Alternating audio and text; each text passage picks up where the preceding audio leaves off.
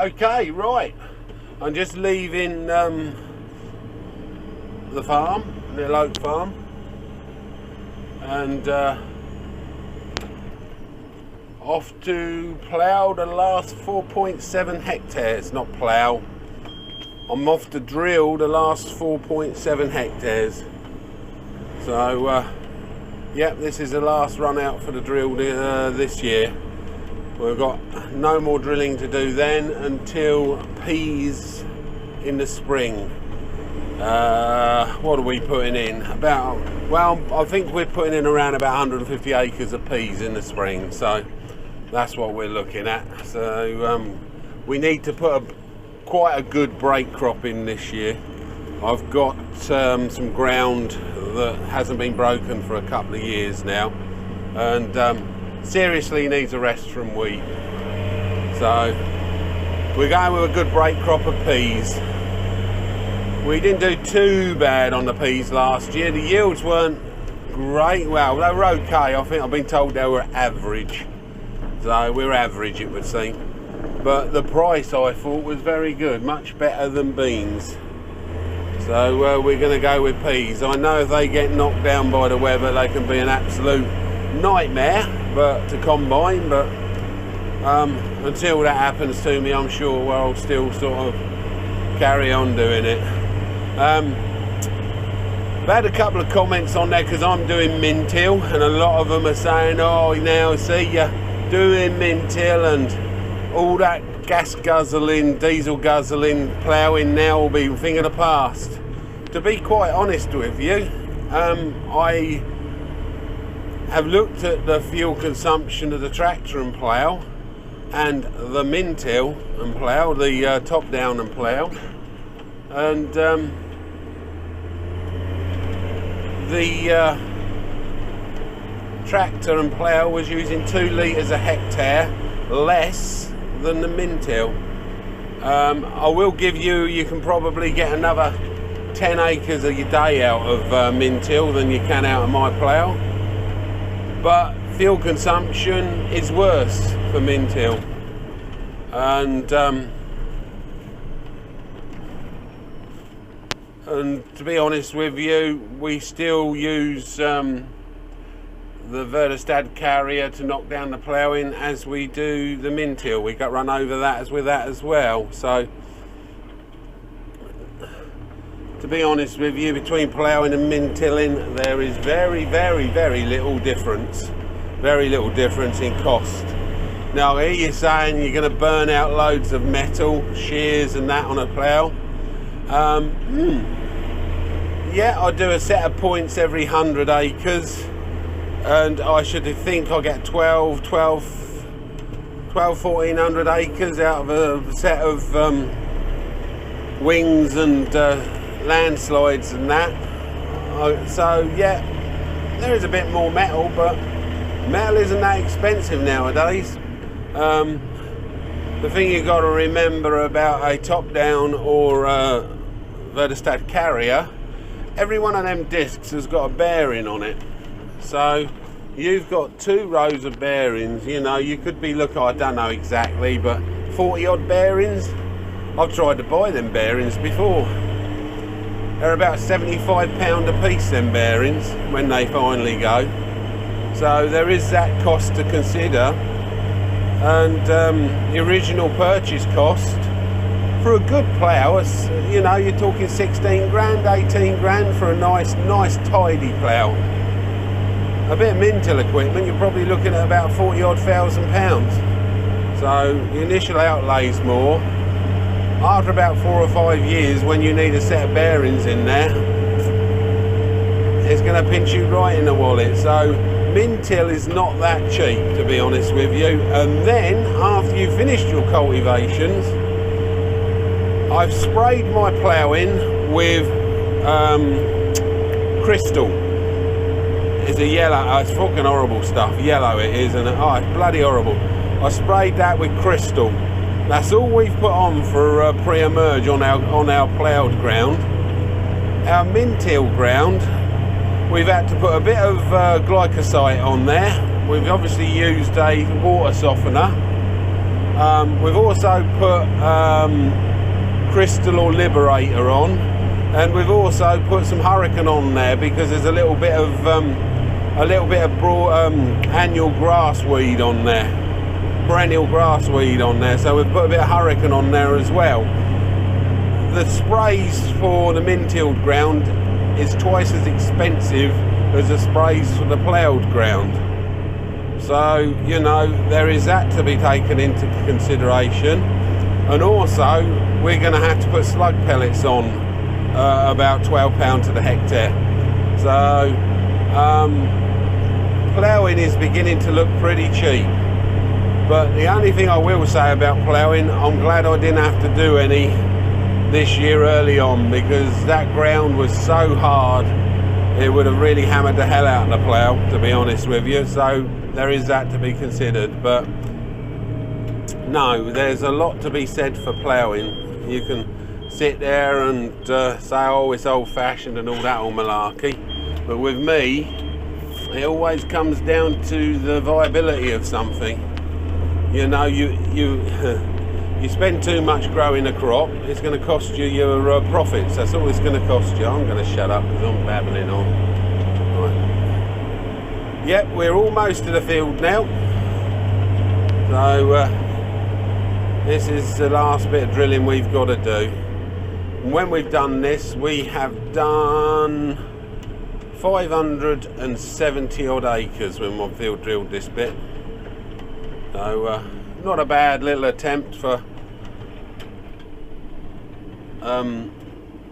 end of season. Right, back in the mow.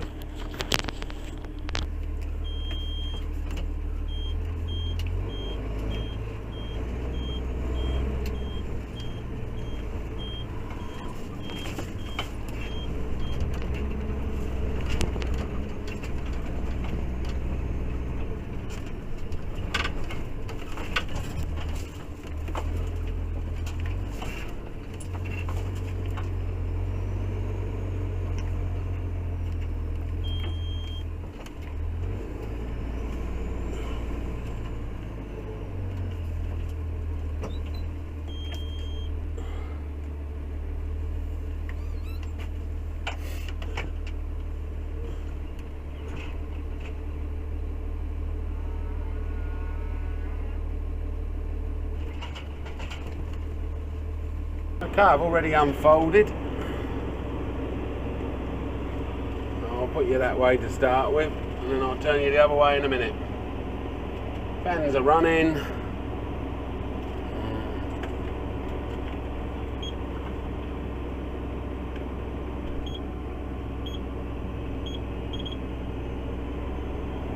Right. Okay. Lock it out of tram line, so shunt it one. Right, okay. You just lock your belts on the first couple of runs so that when you pick up in the corner, it don't move it. Right, I'll do about 8%. Bit of speed on.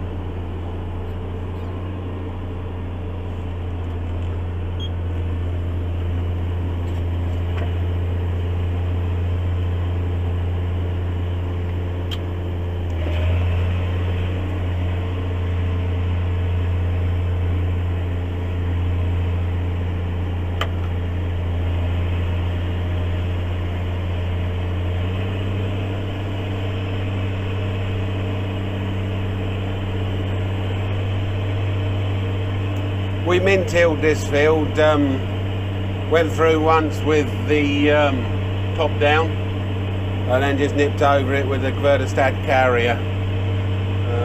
Bit trashy around the outsides, always is.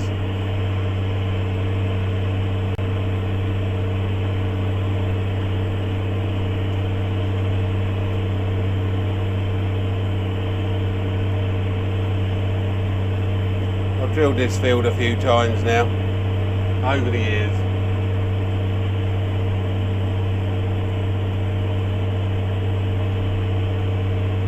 I think I've got a blowy manifold somewhere a little bit.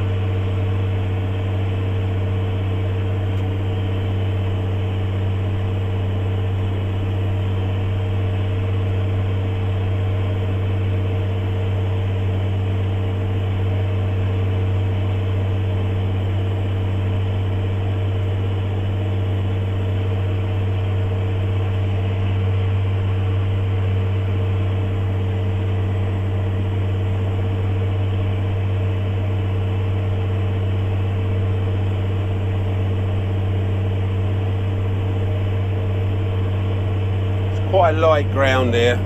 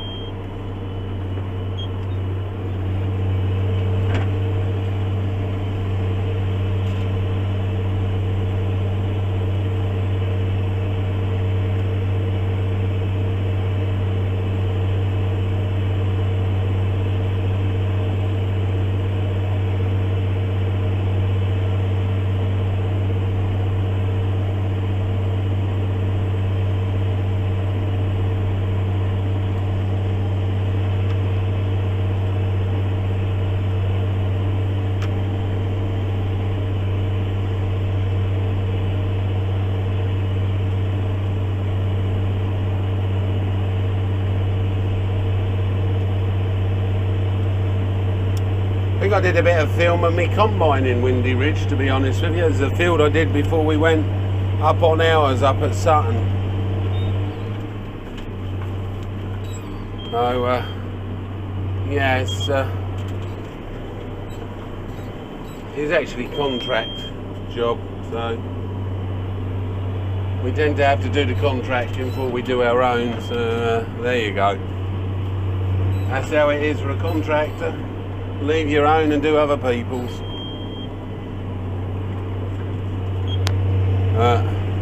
We would have drilled this with his other lot, but we run out of seed. He didn't quite had enough seed to do the job. It's that whole thing, you don't want seed left in your barn, do you? You like to use it all up at the end of the year.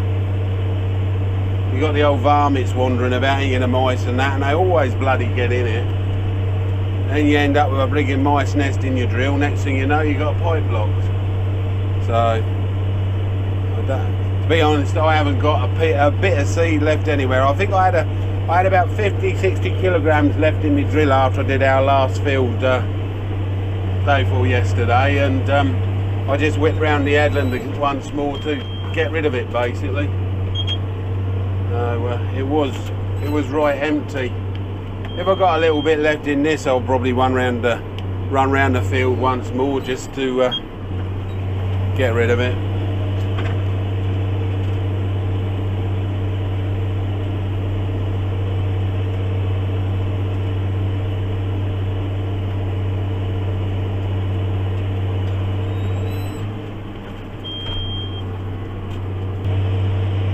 Yeah, Jason's busy working out the GPS we brought for the sprayer. I think he's getting the hang of it a bit now. When he works it out, he'll have to bloody show me. I don't like technology. Oh, that's another thing. A friend of mine, or a business acquaintance I should say, be careful, he just had all his GPS stolen off of his lot of tractors and everything. So just be careful with your GPS kit. I unbolted it off the tractors and they've stolen it. So, you know, I wouldn't have even thought they would have stole something like that. You know, where the hell would you sell a bit of GPS equipment? All I can think is they're sending them abroad. I wouldn't know where they'd sell something like that. Right, I've got to shift my markers. I've got a tram line this one. I know we've got GPS, but I don't trust it. I'm still tram lining. Mind you, this ain't for me, because I don't spray this. I don't do the spraying or the nitrogen. He does it himself. Well, he's got a contractor that does his spraying. Yeah, he got a contractor that does his spraying, and yeah. Yep, day after tomorrow I've got to go to the West Country and take Jamie home, so I'm going to go down there and hopefully see Padstow's firework display this weekend. That'd be nice. I like a few fireworks, just not on my farm. I've got too much straw there.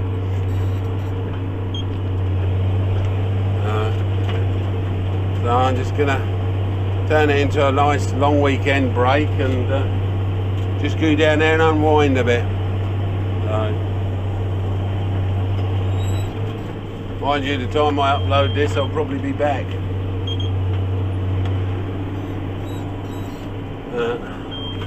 We want to fetch the cattle back tomorrow. They're coming back to the farm tomorrow, the cattle are, so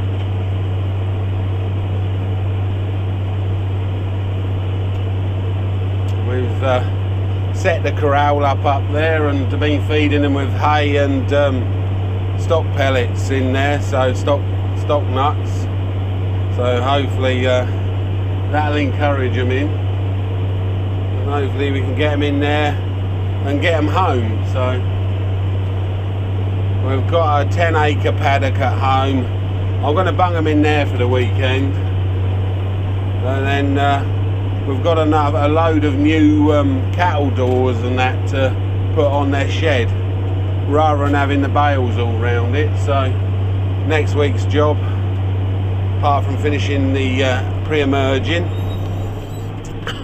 and round up some stubble somewhere along the line, apart from that we'll be doing the cattle barns. Oh, excuse me. Got a bit of a dry cough. Yeah, I've got I'd like to get this 150 acres ploughed and leave it fallow over the winter, but I want to spray it first. We've got a little bit of black grass in it here and there, so we'll round up it off. You know, like today, it's lovely and dry now. It's a bit too breezy for roundup, but it's nice and dry. Jamie's actually rolling the last 80 acres of wheat I drilled, so Jamie's rolling that at the moment, so that's probably going to be his last job for the season. He's going to go back then and help his dad on the diggers, because they got a digger hire company. They do 360 diggers, so he's going back to give his dad a hand with that.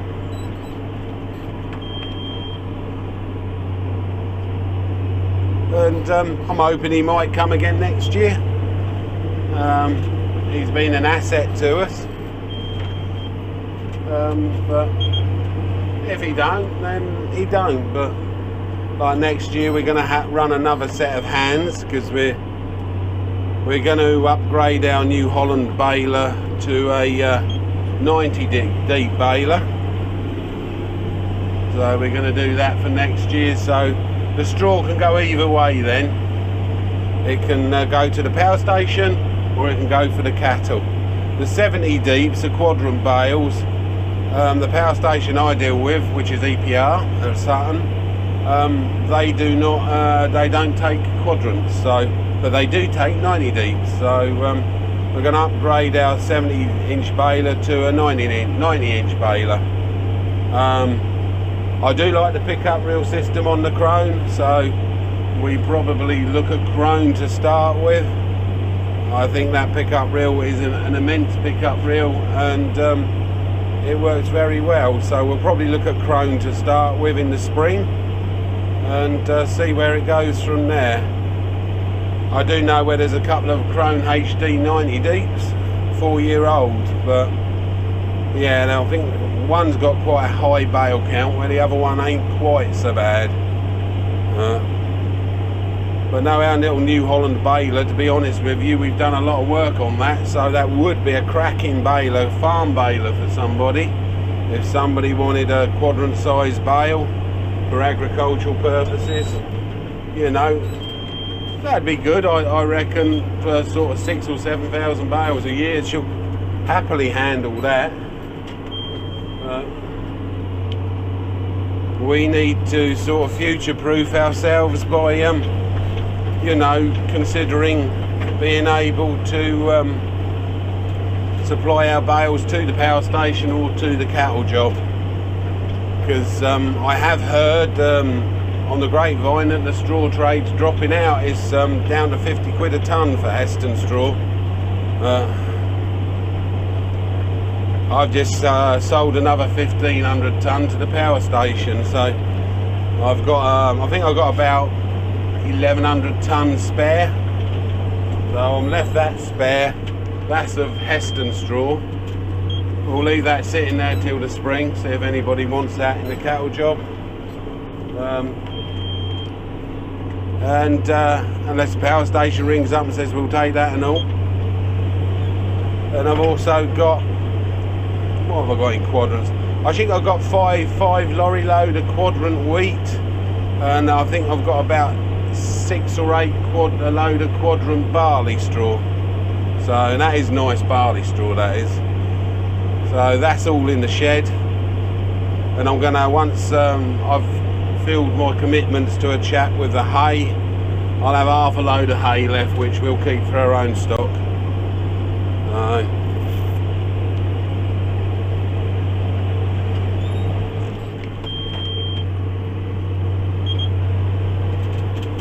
Yep, Kevin's coming off the straw lorry on, I believe, well, it's a second, not this Monday, but the Monday after.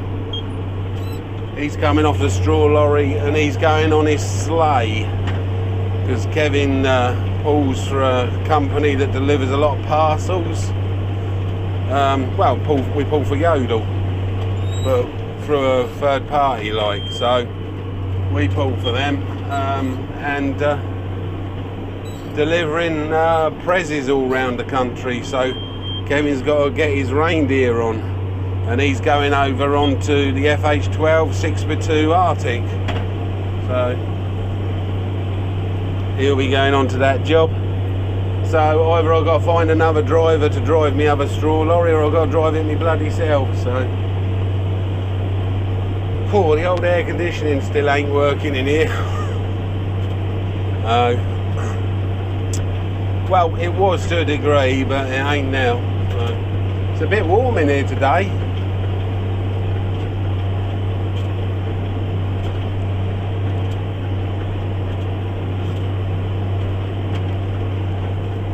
Right, I'm going to start on the up and downs now.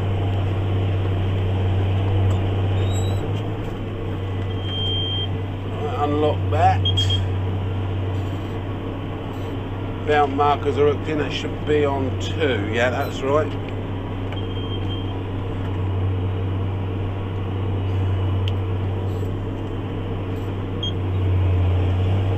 Right, put the hammer down.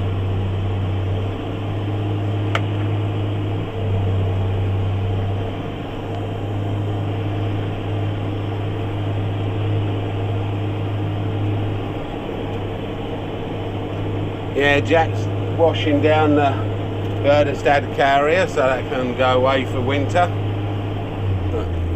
And the top down's got to have a clean as well. Just like to clean them down, stand them out in the sun to dry. It's a nice day for doing it. Grease all the bearings that are greasable and the bushes. And then put them to bed. The ground I got left, I'll plough.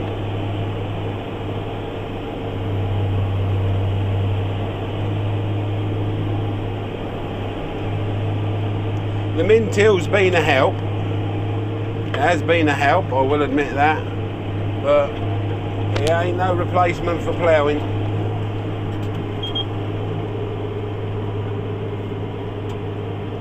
You can see the trash on the top of this.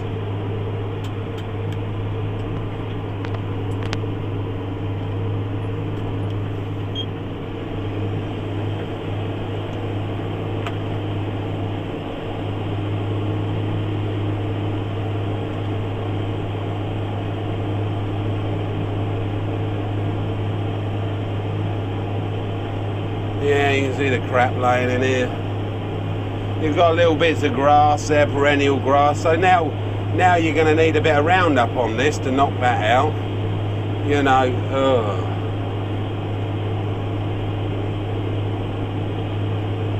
it might be cheap at the time, but in the long run, I think it's more expensive. I think it's more expensive than ploughing. Because this old boys' ground, this is sand land. You could plough this with 4 furrows on a Massey 35. You know, it's not hard ground to work. This isn't. So, if you're on heavy ground, I can see the appeal for it. But on this old sand land, you'll put a plough through here just as quick as you'll do min-till. And at the end of the day, it looks a treat. You know, it's done, and you're thinking, you know, you can look at it with a bit of pride. This bloody mess. Lift, you bugger. You didn't want to lift then.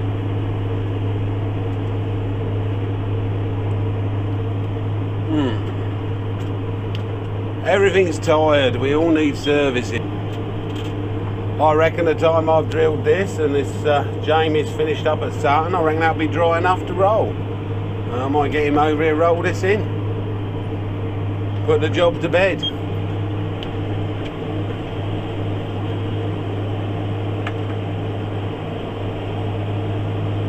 Fuck, it's warm. I think I'm going to have to let a bit of air in here.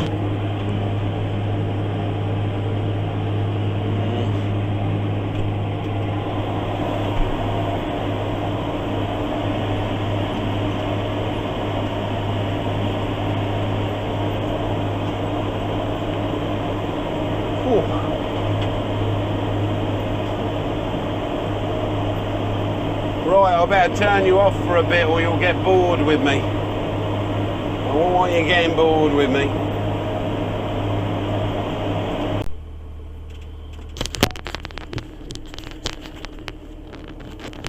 Okay, well that's that. Well, the little box says we have got in this field, come on, fire up.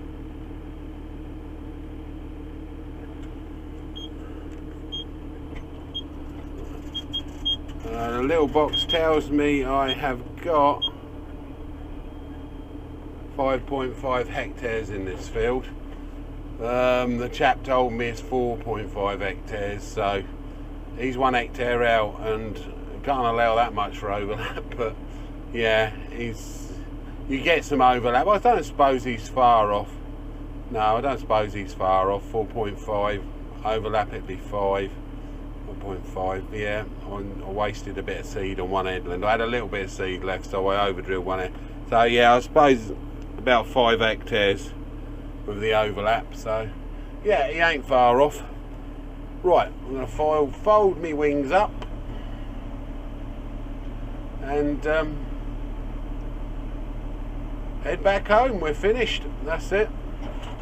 31st of October and we've finished drilling. So I'm going to let Jamie come and roll this in later on today, because I think the time he gets here, that'll be, now we've moved it, the air will get round it and dry it out, so we can get dry on top, and then we'll just stick the roll in there, roll it down, job's proper done then. Top job, all done nicely. So customers should be pleased with that. For this one's next outing, it needs all this tines turning. Needs a bush in that land wheel to the on underneath the body. There's 2 land wheels under there. That wants a bush in there. All the tines turning, and a couple of other bushes as well on these other land wheels. They look a bit tired. Oh yeah, get her ready for spring cropping. That's a job for the winter. We can get this in the workshop actually, this drill. So take it in the workshop and spin the tines round and do the bits that need doing, and then put it back in the shed ready for the spring. Right, I'm going to knock it on the head there, and yep, that was my last bit of drilling. A couple of you had asked for a bit of footage of drilling. Afraid that's the best I can do this year. Alright then, catch you later. Cheers, bye bye.